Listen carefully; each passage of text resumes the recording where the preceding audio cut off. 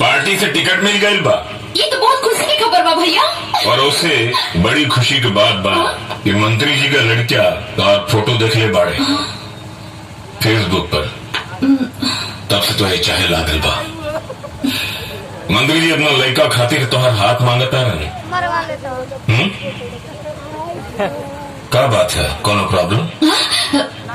भैया वो पर खुशी से बढ़ के हमारा लिए कुछ नहीं किए। जो दिल में बा साफ साफ बताओ। हम तो हर भाई हैं कभी कसाई ना। बोला भैया हम सत्या से बहुत प्यार करेनी पर वो ना करेला। सत्या सपना से प्यार करत रहे और अब जब सपना ही दुनिया में नहीं थी तो हम सत्या के जिंदगी के अंधेरा मिटा के ओकरा जिंदगी में एक नया सवेरा लावे के चाहता नहीं।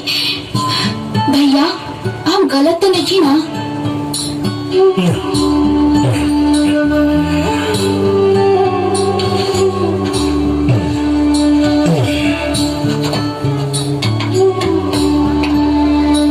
हमारे भाई बहुत समझदार हो गई बा। सत्या हमारी शक्ति ओकरे बदौलत तबरेज अंसारी का इतना बड़ा साम्राज्य खड़ा बा। तो बाहर लड़का देखे का क्या जरूरत बा जब लड़का घरे में बा। चिंता की कोनो बात नहीं है। हम सत्या से मिल के बात करता है। भाईजान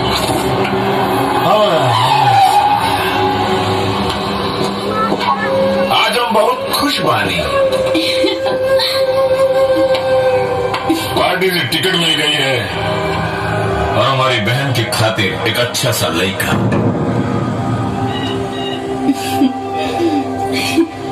मुस्कान तुमसे मोहब्बत करती है, इससे बड़ी खुशी हमारे लिए और क्या हो सकती है।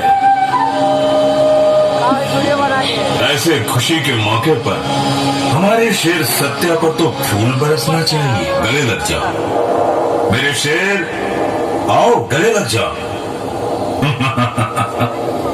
मेरे शेर सत्या गले लग जाओ। बहन की जिद पूरी नहीं कर सकते लेकिन जिद को मिटा तो सकते हैं ना।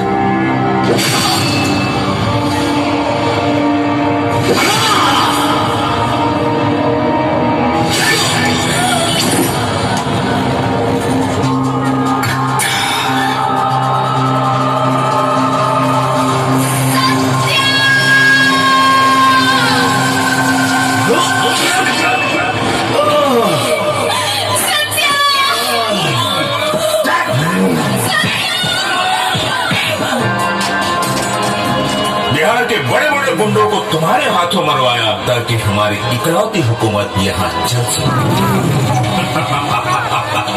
एक बात सुन ले सत्या, तुम्हारे माँ बाप का कातिल ललन तिवारी नहीं, तबरेज अंसारी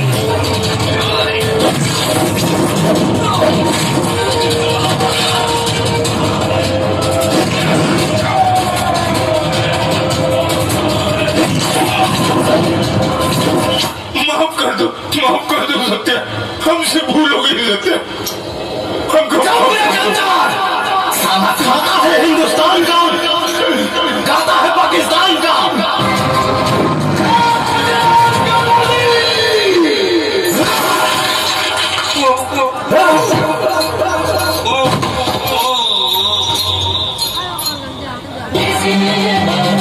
Oh